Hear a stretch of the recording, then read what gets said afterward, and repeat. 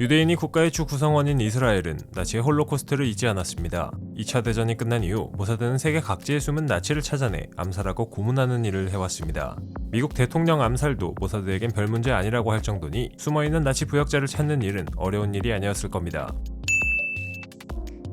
스파이 영화에서 빠지지 않고 등장하는 이스라엘 정보기관 모사드는 1949년 창설되었습니다. 국무총리였던 다비드 벤구리온의 명령으로 만들어진 이 기관은 이스라엘의 국익을 위해 해외에서 정보 수집, 암살, 구조작전 등을 벌이는 무시무시한 존재로 알려져 있죠. CIA가 영화에서 주인공 역할이라면 모사드는 영화에서 전면에 드러나지 않지만 모든 걸 조종하는 마쿠아드 같은 역할입니다. 과연 모사드의 숨은 역사와 재미있는 사실들은 무엇이 있을까요?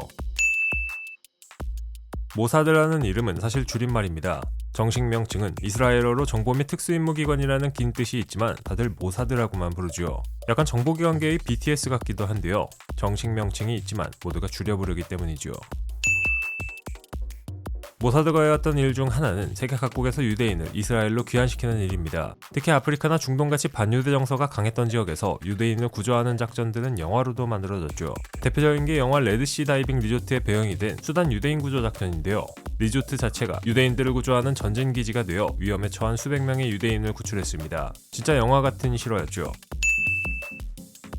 모사드는 CIA 그리고 MI6와 함께 세계 3대 정보기관인데 셋 중에서도 암살작전 성공률은 단연 최고라고 평가받습니다. 특히 1972년 뮌헨 올림픽에서 이스라엘 선수단이 테러로 희생된 후 복수하기 위해 진행된 신의 분노 작전이 유명하죠. 모사드는 관련 테러범들을 한 명 한 명 추적해 제거했는데 복수는 무려 20년 넘게 이어졌습니다. 테러 한번 잘못했다가 영혼까지 털린 경우라고 할 수 있겠네요.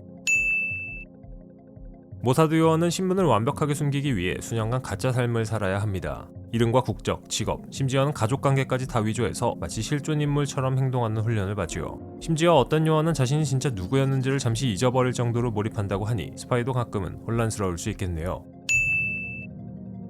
모사드의 1년 예산은 100억 달러로 세계 정보기관 중 미국 CIA에 이어 세계에서 두 번째로 큰 규모입니다. 직원도 7,000명 정도 규모인데요. 이런 애들을 적으로 두는 건 좀 위험할 것 같으니 친하게 지내야겠죠.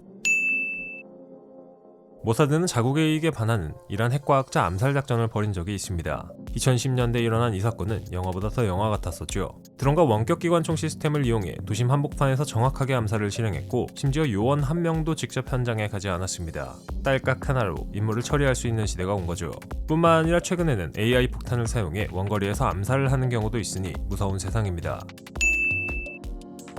모사드에는 전통적으로 여성 요원이 많기로도 유명합니다. 특히 타겟을 유혹해 정보를 빼내는 작전에는 여성 요원이 자주 투입됐죠. 이스라엘 내부에서는 여성 요원이 더 프로페셔널하고 임무 수행률이 높다는 평가도 있는데요. 실제로 모사드 여성 요원 중 몇몇은 적국 고위층과 연인이 되어 정보를 캐낸 사례도 있죠. 하지만 그럼에도 지금까지 여성이 모사드에서 올라갈 수 있는 최고의 위치는 1등인 국장 다음에 부국장 자리였다고 합니다. 시간이 더 흐르면 여성 국장도 나올 수 있겠죠. 모사드의 리크루팅은 무서울 정도로 조용합니다.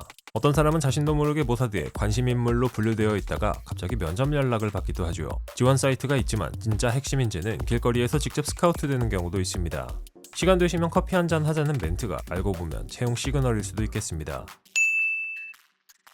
모사드는 아랍어 뉴스 사이트를 매일 수천 개씩 모니터링합니다. 농담이 아니라 실제 보고된 사실이죠. 특히 SNS 활동까지 포함하면 하루에 수십만 개의 게시물을 분석한다고 하는데요.